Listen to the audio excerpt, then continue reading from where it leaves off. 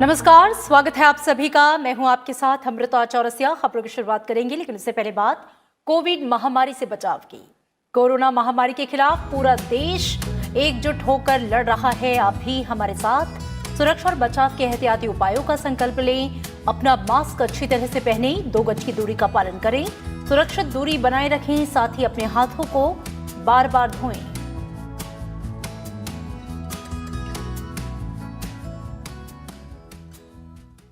और आइए खबरों की शुरुआत करते हैं, और सबसे पहले बात हेडलाइंस की।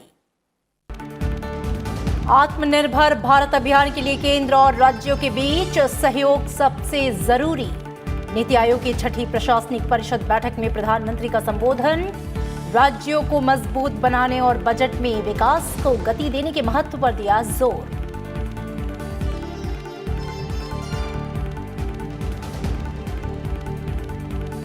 स्थानीय भाषाओं के प्रचार प्रसार में ज्यादा सक्रियता दिखाएं सभी सांसद। राज्यसभा के सभापति एम वेंकैया नायडू ने सभी सांसदों को अलग अलग भाषाओं में लिखा ईमेल।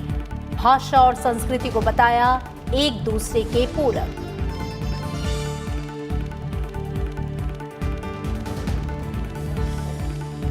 स्वस्थ जीवन शैली और खान पान की आदतों को बढ़ावा देने के लिए उपराष्ट्रपति एम वेंकैया नायडू ने बताई राष्ट्रीय अभियान की जरूरत। हैदराबाद में डीएनए फिंगरप्रिंटिंग और डायग्नोस्टिक केंद्र के कार्यक्रम को किया संबोधित। वैज्ञानिकों से जेनेटिक बीमारियों की जांच के लिए सरल तरीकों का विकास करने की अपील। भारत और चीन के बीच कोर कमांडर स्तर की वार्ता जारी। वास्तविक नियंत्रण रेखा पर कई जगहों से सेना को पीछे हटाने के मुद्दे पर चर्चा। पेंगोंग त्सो झील के उत्तरी और दक्षिणी किनारों से सेनाओं के पीछे हटने की प्रक्रिया हो चुकी है पूरी।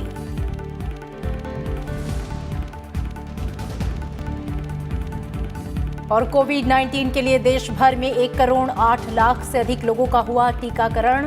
पिछले 24 घंटों में 18 राज्यों और केंद्र शासित प्रदेशों में संक्रमण से कोई नई मौत नहीं। केरल, महाराष्ट्र, पंजाब, छत्तीसगढ़ और मध्य प्रदेश में नए मामलों में तेजी।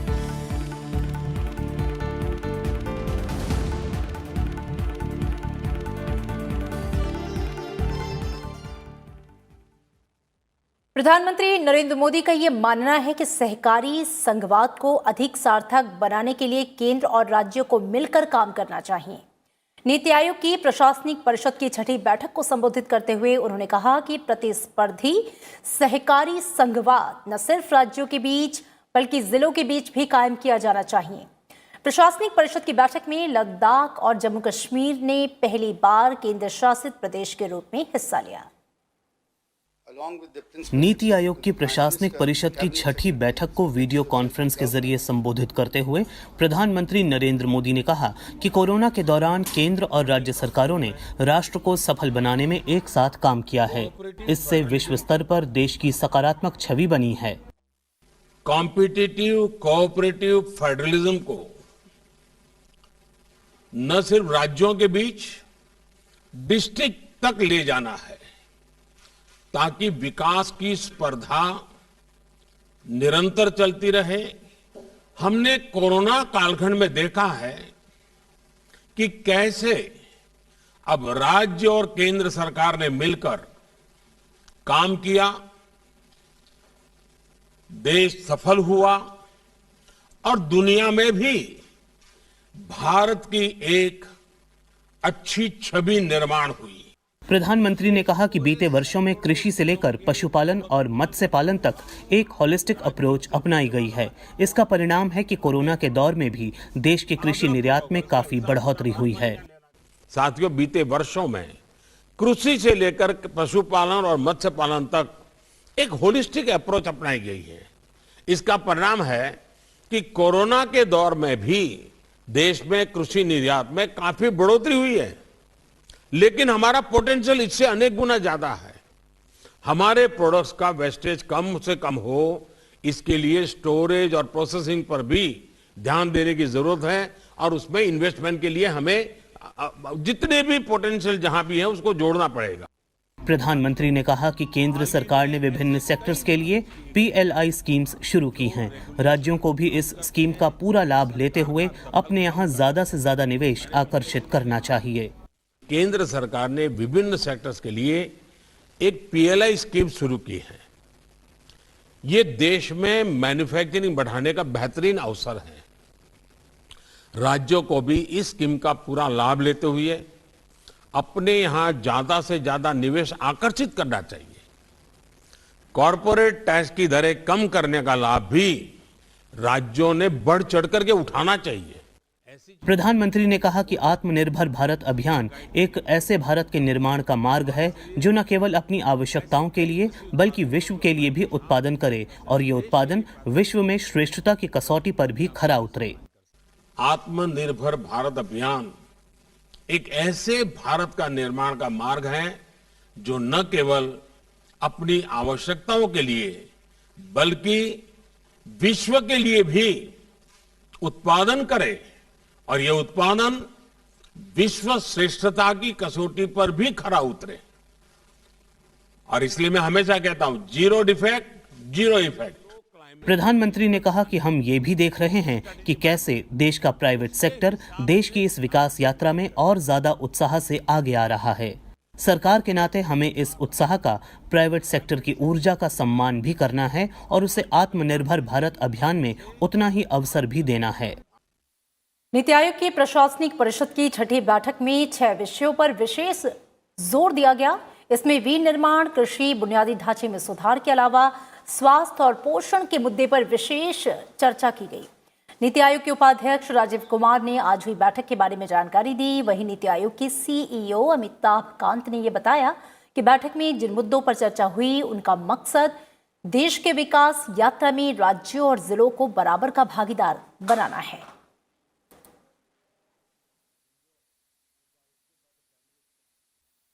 प्रधानमंत्री नरेंद्र मोदी 22 फरवरी यानी कि सोमवार को असम और पश्चिम बंगाल का दौरा करेंगे। प्रधानमंत्री असम के धेमाजी जिले में सिलापाथर में आयोजित एक कार्यक्रम के दौरान तेल और गैस क्षेत्र की महत्वपूर्ण परियोजनाएं राष्ट्र को समर्पित करेंगे। इस कार्यक्रम के दौरान प्रधानमंत्री धेमाजी इंजीनियरिंग कॉलेज का उद्घाटन और सुआलकुची इंजीनियरिंग कॉलेज का शिलान्यास भी करेंगे। धेमाजी इंजीनियरिंग कॉलेज को लगभग 45 करोड़ रुपए की लागत से 276 बीघा जमीन पर बनाया गया है। ये राज्य का 7वां सरकारी इंजीनियरिंग कॉलेज है और इसमें सिविल, मैकेनिकल और कंप्यूटर साइंस में बीटेक पाठ्यक्रम की पढ़ाई होगी। वहीं सुआलकुची इंजीनियरिंग कॉलेज का निर्माण लगभग 55 करोड़ रुपए की लागत से 116 बीघा जमीन पर किया जाएगा। ये परियोजनाएं ऊर्जा, सुरक्षा और समृद्धि के युग की शुरुआत करेंगी और स्थानीय युवाओं के लिए अवसरों को उज्जवल बनाएंगी।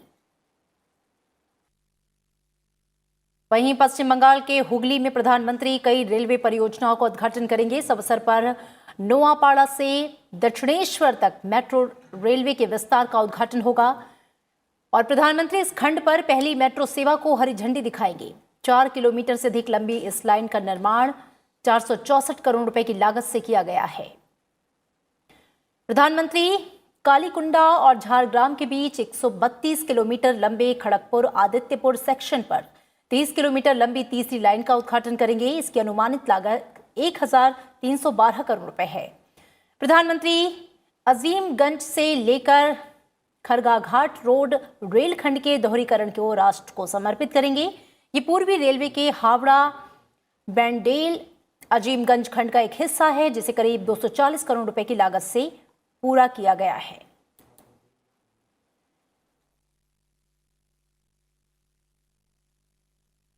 उपराष्ट्रपति एम वेंकैया नायडू ने वैज्ञानिकों से आनुवांशिक बीमारियों के लिए सरल निदान विधियों को विकसित करने पर जोर दिया।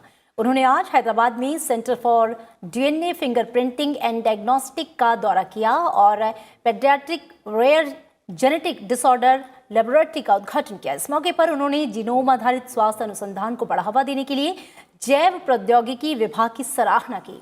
उपराष्ट्रपति ने आनुवांशिक बीमारियों की अर्थव्यवस्था पर व्यापक प्रभाव के बारे में भी बात की। उपराष्ट्रपति एम वेंकैया नायडू ने लोगों में गैर संचारी रोगों के तेजी से फैलाव को देखते हुए स्वस्थ जीवन शैली को अपनाने और जंक फूड से बचने की सलाह दी है। हैदराबाद में centre for DNA fingerprints and diagnostics के वैज्ञानिकों को संबोधित करते हुए उन्होंने खासकर युवाओं से बेहतर खानपान और व्यवहार को अपनाने की बात कही। उन्होंने कहा कि कुछ साल पहले WHO की रिपोर्ट के मुताबिक भारत में होने वाली मौतों में 61% हृदय विकारों, कैंसर और मधुमेह जैसी बीमारियों की वजह से हुई हैं। उपराष्ट्रपति ने वैज्ञानिकों से स्वस्थ जीवन शैली के लिए लोगों में जागरूकता पैदा करने का आग्रह किया। Sedentary lifestyle is causing so much harm to the society. Sedentary lifestyle and unhealthy food habits are linked to the increased incidence of non-communicable diseases in the country. This is also equally important. So lifestyle changes that have come in between, we should avoid and go back to our original lifestyle.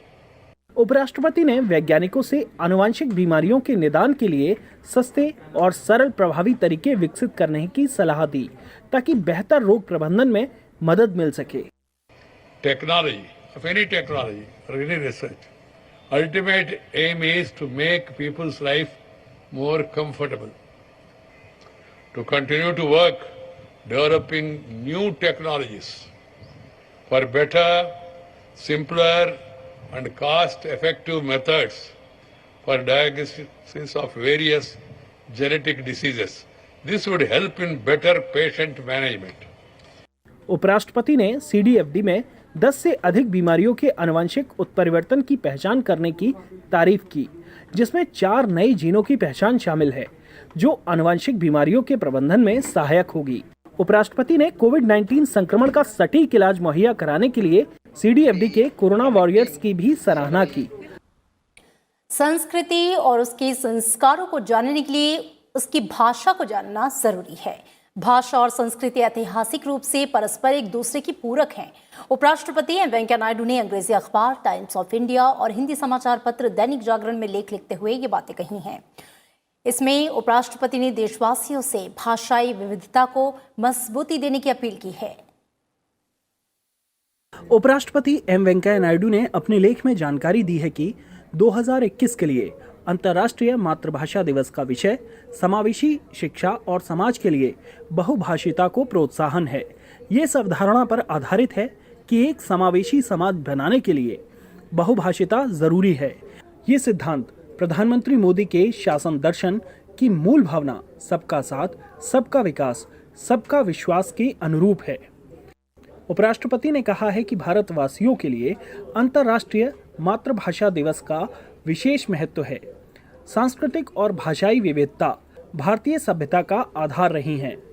भाषाओं और बोलियों की समृद्ध विविधता हमारी स्थानीय ज्ञान परंपराओं की वाहक है, जिन पर आज लुप्त होने का खतरा मंडरा रहा है। मातृभाषा के प्रति तिरस्कार की मानसिकता जीवन के शुरुआत से ही पनपने लगती है। स्कूली शिक्षा के स्तर से ही अंग्रेजी ज्ञान को महिमा मंडित किया जाता है। ये मानसिक गुलामी का प्रतीक है। उपराष्ट्रपति ने लिखा है कि मातृभाषा व्यक्ति के परिवेश से निकटता से जुड़ी होती है। स्कूल के प्राथमिक स्तर पर अध्ययन और अध्यापन मातृभाषा में ही होना चाहिए। यही वह समय होता है जब बच्चों के भाषा ज्ञान और सांस्कृतिक जड़ों को मजबूत बनाया जाता है। उपराष्ट्रपति ने आगे लिखा है कि अभिभावकों और शिक्षकों को बच्चों को राष्ट्रीय और अंतर्राष्ट्रीय भाषाएं सीखने में मदद करनी चाहिए, जिससे उनकी वैश्विक दृष्टि व्यापक हो। भाषाई जनगणना 2018 के मुताबिक भारत में 19,500 भाषाएं और बोलियां हैं। 121 ऐसी भाषाएं हैं जिन्हें देश में 10,000 से ज़्यादा या उससे अधिक लोग बोलते हैं। 196 भारतीय भाषाएं लुप्त प्राय हैं, जिनके संरक्षण और संवर्धन की तत्काल जरूरत है। उपराष्ट्रपति ने लिखा है कि प्रशासन के विभिन्न क्षेत्रों में मातृभाषा का अधिकाधिक प्रयोग बढ़ाया जाना चाहिए। सामान्य नागरिक से उसकी भाषा में ही संवाद करने से प्रशासन को उसके द्वार तक पहुंचा पाते हैं। किसी संस्कृति और उसके संस्कारों को गहराई से जानना है तो उसके लिए उसकी भाषा को जानना जरूरी है। भारत और चीन के बीच वास्तविक नियंत्रण रेखा पर चीन की तरफ मोल्दो में कोर कमांडर स्तर की 10वीं दौर की वार्ता आज चल रही है। भारत की ओर से सेना और आईटीबीपी के वरिष्ठ अधिकारियों के दल का नेतृत्व लेफ्टिनेंट जनरल पीजी के मेनन कर रहे हैं। इस महीने की 10 तारीख को सैनिकों को हटाने की प्रक्रिया शुरू होने और पैंगोंग झील से सेना हटाने की प्रक्रिया पूरी होने के बाद कमांडर स्तर की ये महत्वपूर्ण बैठक है।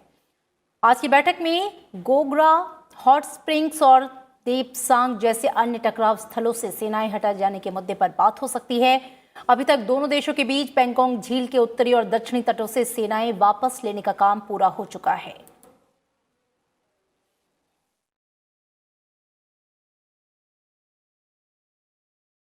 कोविड-19 महामारी के खिलाफ लड़ने के लिए भारत ने आज मालदीव को कोरोना वैक्सीन की 1 लाख अतिरिक्त डोज सहायता दी है। 2 दिनों की यात्रा पर मालदीव गए विदेश मंत्री डॉक्टर एस जयशंकर ने आज माले में मालदीव के विदेश मंत्री अब्दुल्ला शाहिद और स्वास्थ्य मंत्री अहमद नसीम को ये खेप सौंपी। इसके पहले जनवरी में भी भारत ने मालदीव को 1 लाख वैक्सीन दी थी। मालदीव के विदेश मंत्री से मुलाकात के दौरान दोनों देशों के बीच कोविड के पश्चात आर्थिक पुनर्निर्माण पर गहन विमर्श हुआ। दोनों देशों के बीच मछली प्रसंस्करण, सार्वजनिक प्रसारण, सतत शहरी विकास, सड़क संरचना और आवास से जुड़े क्षेत्रों में आपसी सहयोग और समझौते का आदान प्रदान हुआ। विदेश मंत्री जयशंकर मालदीव के रक्षा मंत्री, वित्त मंत्री, आर्थिक विकास मंत्री और योजना मंत्री से भी मिले और मालदीव की जरूरतों को पूरा करने का आश्वासन दिया। विदेश मंत्री जयशंकर ने मालदीव के स्पीकर और पूर्व राष्ट्रपति मोहम्मद नशीद से भी मुलाकात की। डॉक्टर जयशंकर ने मालदीव के खेल मंत्री से मुलाकात की और भारत के सहयोग से माले में तैयार किए गए स्टेडियम का अवलोकन किया। अपनी यात्रा के दौरान विदेश मंत्री डॉक्टर जयशंकर मालदीव के राष्ट्रपति इब्राहिम मोहम्मद सोलेह से मिलकर उन्हें प्रधानमंत्री नरेंद्र मोदी की तरफ से दिए गए संदेश को प्रेषित करेंगे। मालदीव ने अपने विदेश नीति में इंडिया पहले की नीति घोषित की है और ये भारत की पड़ोसी पहले की नीति से एक दूसरे की पूरक है।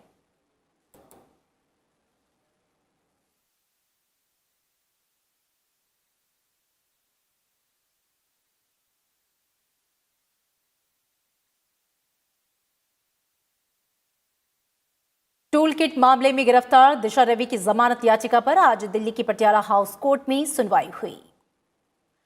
अतिरिक्त सत्र न्यायाधीश धर्मेंद्र राणा की कोर्ट ने दोनों पक्षों की दलीलें सुनने के बाद जमानत पर फैसला मंगलवार तक के लिए सुरक्षित रख लिया। सुनवाई के दौरान दिल्ली पुलिस ने दिशा रवि की जमानत याचिका का विरोध करते हुए कहा कि यह महज एक टूल किट नहीं था, असली मंसूबा भारत को बदनाम करना और यहां अशांति पैदा करना था। दिशा रवि की तरफ से पेश हुए वकील पुलिस के आरोपों से इनकार कर रहे हैं।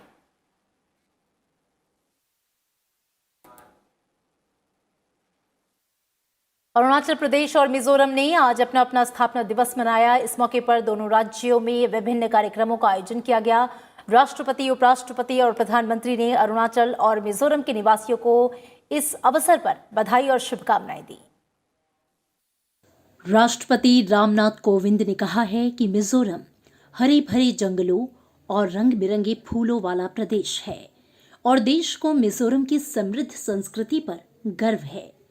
अरुणाचल प्रदेश को लेकर राष्ट्रपति ने कहा कि यहाँ की प्राकृतिक सुंदरता अद्भुत है और इसके सांस्कृतिक परिदृश्य में जनजातीय समूहों और भाषाओं की दुनिया की सबसे समृद्ध विविधताएं हैं। उपराष्ट्रपति एम वेंकैया नायडू ने ट्वीट संदेश में कहा कि आकर्षक संस्कृति, समृद्ध धरोहर, प्राकृतिक सौंदर्य और कलात्मक वैभव ने अरुणाचल प्रदेश को देश का महत्वपूर्ण राज्य बना दिया है। वहीं मिजोरम को लेकर उपराष्ट्रपति ने कहा कि नीले पर्वतों की भूमि मिजोरम अपनी सुंदरता, रंग बिरंगे उत्सवों, हरी भरी घाटियों और झरनों के लिए जाना जाता है। उन्होंने दोनों राज्यों के लोगों की प्रगति और खुशहाली की कामना की। प्रधानमंत्री नरेंद्र मोदी ने मिजोरम और अरुणाचल प्रदेश के स्थापना दिवस पर राज्यवासियों को बधाई दी। उन्होंने कहा कि पूरे देश को मिजोरम की महान संस्कृति पर गर्व है और मिजोरम की जनता को सहृदयता और प्राकृतिक जीवन शैली के लिए जाना जाता है। अरुणाचल के लिए प्रधानमंत्री ने कहा कि यहाँ के लोग अपनी संस्कृति, साहस और भारत के विकास के लिए मजबूत प्रतिबद्धता के लिए जाने जाते हैं। 53वें संविधान संशोधन के जरिए अरुणाचल प्रदेश और मिजोरम को 20 फरवरी 1987 को पूर्ण राज्य का दर्जा प्रदान किया गया था। और देश में अब तक 1 करोड़ 8 लाख से अधिक लोगों को कोविड का टीका लगाया जा चुका है। केंद्रीय स्वास्थ्य और परिवार कल्याण मंत्रालय के मुताबिक 72,26,653 स्वास्थ्य कर्मियों सहित कुल 1 करोड़ 8,38,323 लोगों का टीकाकरण हुआ है। इनमें से 63,52,713 ऐसे स्वास्थ्य कर्मी शामिल हैं जिन्होंने टीके की पहली खुराक ली है और 8,73,940 स्वास्थ्य कर्मियों ने दूसरी खुराक ली। इसके साथ ही 36,11,670 फ्रंटलाइन वर्कर्स ने पहली खुराक ली है।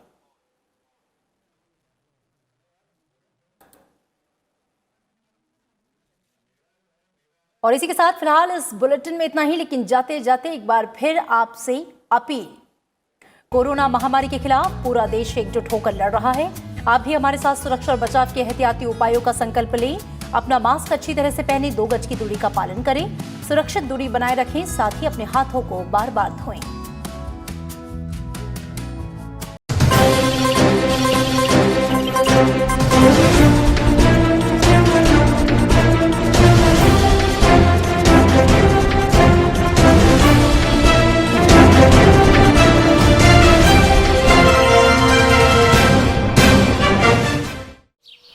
ओ काका, हुआ है शहर, ले आए खाद बीज।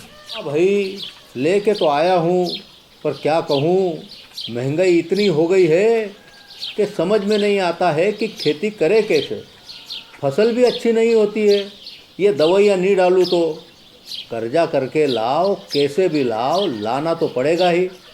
और ये दवाई की दुकान का कर्जा तो ख़त्म होने का नाम नहीं लेता।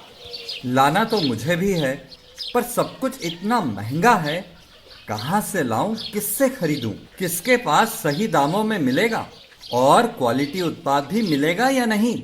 अपनी फसलों की सही दवाओं के लिए दूर दूर तक शहरों में जाना और दवाओं को लाना पड़ता है। फसलों के लिए दवाएं सही है या नहीं, ये जानकारी भी नहीं होती। फसलों की कटाई पर सही दाम मिलेंगे या नहीं, इन तमाम मुश्किलों से दूर होने के लिए आइए खेती बाड़ी केंद्र। खेती बाड़ी केंद्र एक ऑनलाइन सेवा केंद्र है जिससे आप अपने मोबाइल के द्वारा जुड़ सकते हैं, जहां आपको अपनी खेती के लिए सही प्रकार की दवाएं मिलेंगी, वो भी होलसेल मूल्य पर।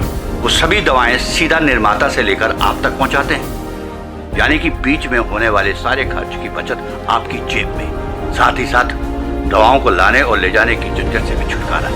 अपनी मुश्किलों को दूर करने के लिए आप खेती बाड़ी केंद्र पर एक मिस कॉल करें। खेती बाड़ी केंद्र का किसान मित्र आपसे तुरंत संपर्क करेगा और आपको सभी जरूरी जानकारी देगा। खेती बाड़ी केंद्र की फ्रेंचाइजी लेकर खेती बाड़ी मित्र बनिए और किसानों की सेवा कर देश की तरक्की में भागीदार बने। आज ही संपर्क करें नीचे दिए गए नंबर पर और खेती बाड़ी केंद्र से जुड़े। ये है खेती बाड़ी केंद्र ऐप। अच्छा, किसानों की सरदारी, उन्नत खेती बाड़ी। खेती बाड़ी केंद्र, देश के अन्नदाता की दुकान।